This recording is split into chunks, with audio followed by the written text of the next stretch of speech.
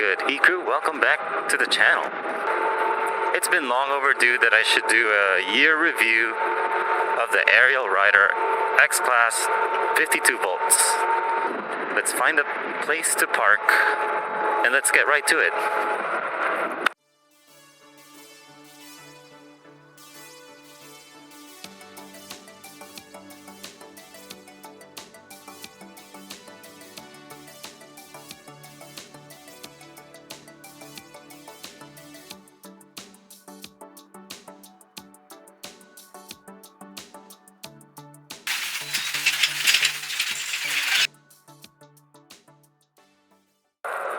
We're in Santa Fe Dam area. I like taking out the e-bike as my car is getting oil change. Literally just a mile out of the Santa Fe Dam. So I can do some vlogging. And I wasn't really sure what to vlog about today, but I took my Ariel Rider out. We've owned it for a year plus already. We've accumulated 660 miles so far. And I've had no issues. We're going to go over a couple of things that I've done to it, and a couple of tips that I really recommend if this is the bike that you're considering. So if you have the old version of the 52 volts, you're going to get these standard lights that look like this.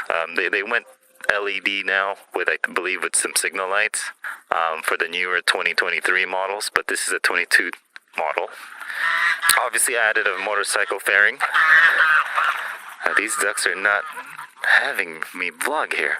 Keep it quiet, huh? Very territorial. Definitely add the LED bulb. You could swap that out pretty easily. There's videos on it. It's a $10 fix on Amazon. It makes your light brighter if you have this version. So I recommend that. This is mainly a street bike because I have electric mountain bikes. I use those for off-roading more than this. I recommend these cycle wing lights. Pretty cool. Because again, I don't have the signal light version. I recommend changing the rear shocks. This was like $40 on Amazon. Sometimes they have it available, sometimes they don't.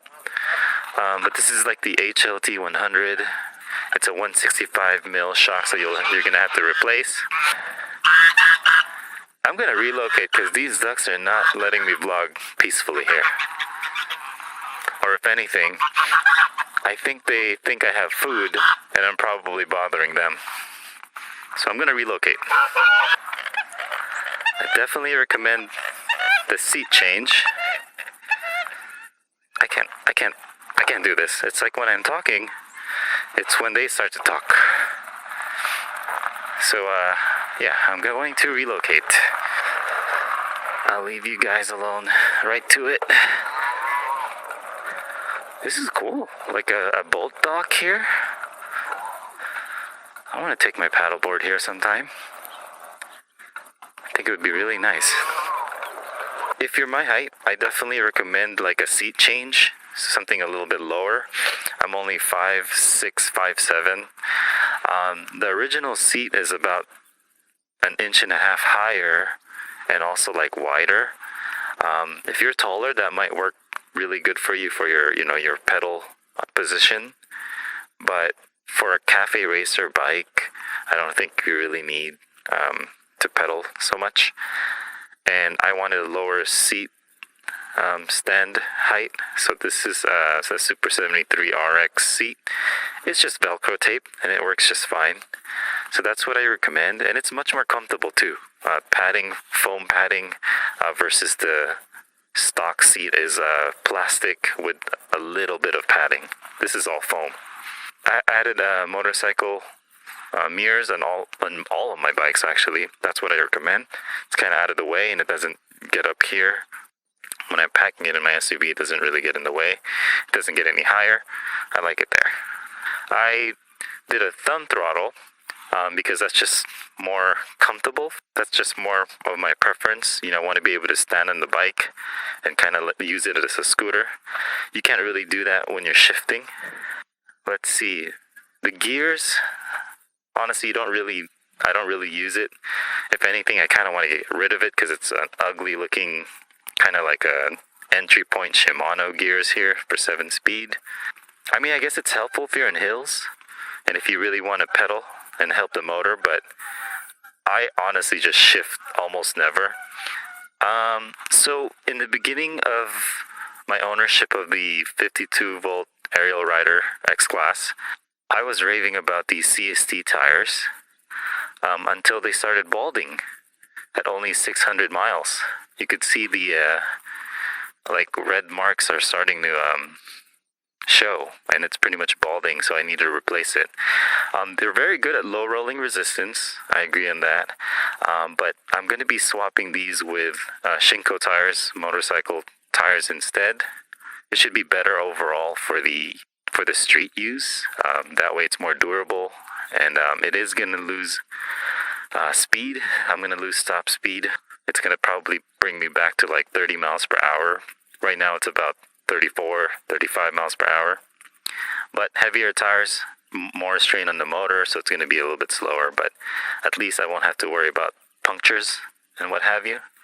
I really recommend this bike. It's very good in the value in comparison to the Super73, the Lyric. All of those are like pretty much what you would compare with.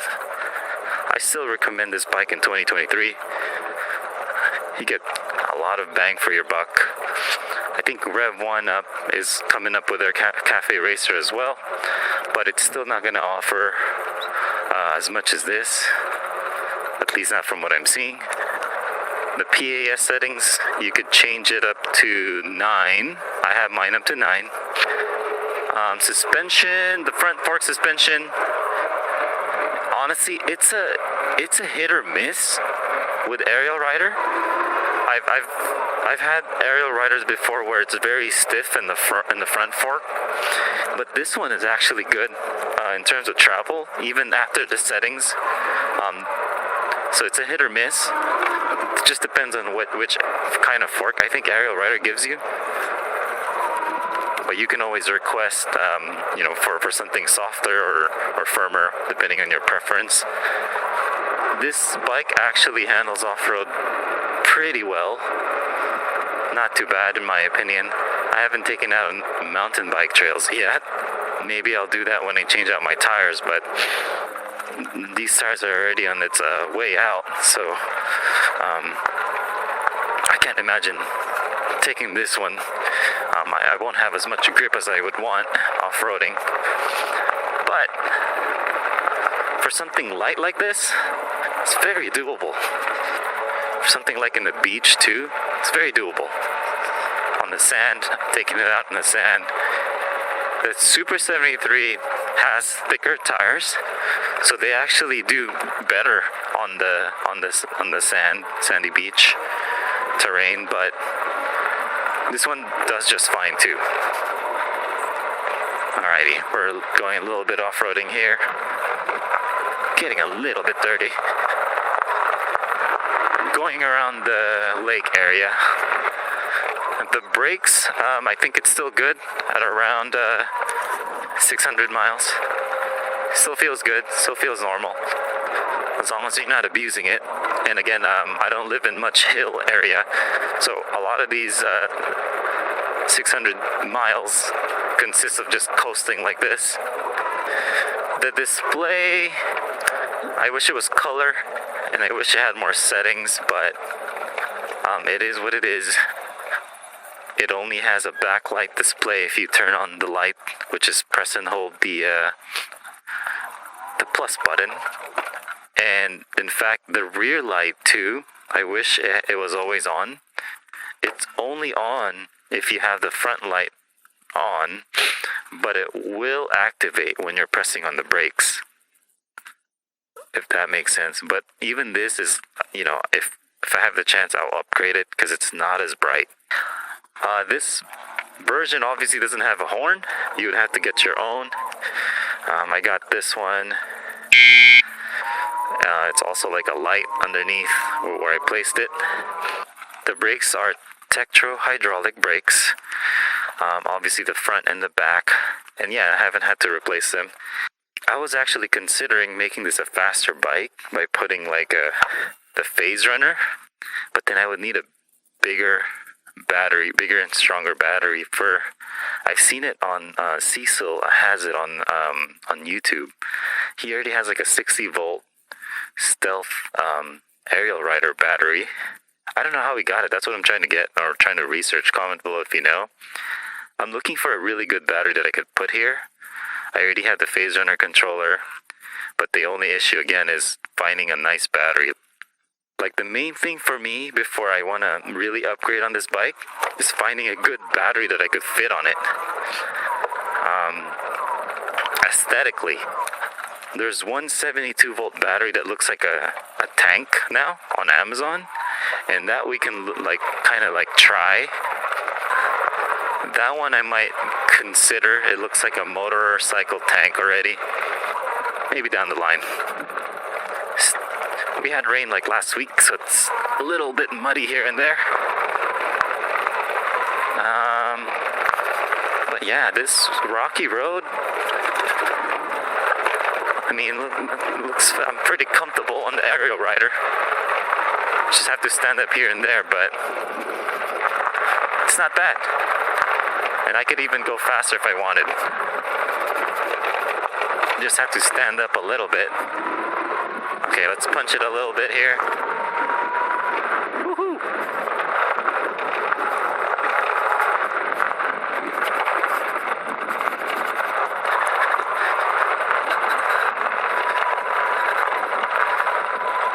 It's nice to see some greenery here after the rain. I think it's been barren here for most of the year.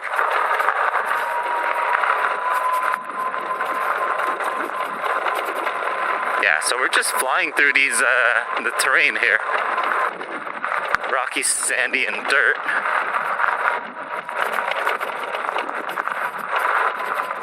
All right. I don't think I've been in this specific area. There's so much to explore here. Sometimes you'll see coyotes. I think sometimes bunnies.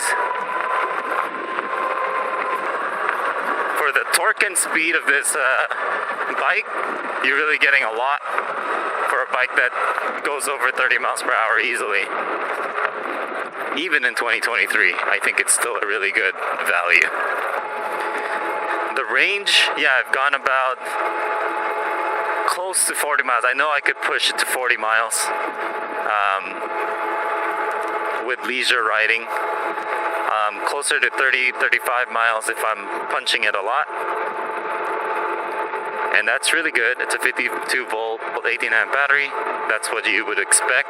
And again, I'm about like 156 pounds, something like that. The handling is great. It's what you would imagine from, a 20-inch fat tire. I do recommend changing the handlebar. You get more real estate. This is actually a mountain bike handlebar. It's a little bit wider. The one that it comes with is very narrow, and you don't have a lot of real estate like this. So I like my handlebars a little bit wider. That's just a preference.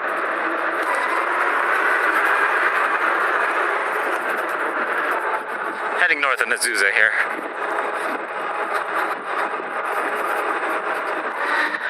But if I did make any more upgrades, if I made this bike go over 40 or 50 miles per hour, I would definitely recommend changing the brakes, because this would not be strong enough to stop you at really high speeds over 40 miles per hour. Alright, I've been vlogging close to 30 minutes now. I think I should head back. Hopefully my car is done with the oil change. But that's what I can muster up for a 1-year review of this Ariel Rider X-Class 52 volts. For me, it goes in line aesthetically with the Super73. I like the look, and what I like about it too is it really has good modification options. Like the dropout is pretty much standard. They don't have like a specific mount to where Super 73 has specific mounts. and you had to make some modifications if you wanted to change the motor. This one has more of a plug-and-play kind of frame that you can work with, so that's what I like. If they come out with a really nice clean battery that's like 60 volts or 72 volts, I would definitely kind of modify this bike. It has a really good framework to work with. But that's my thoughts and my kind of review of this Ariel Rider X-Class 52 volts. I mean, even the 48 volt is a pretty fast bike if you think about it.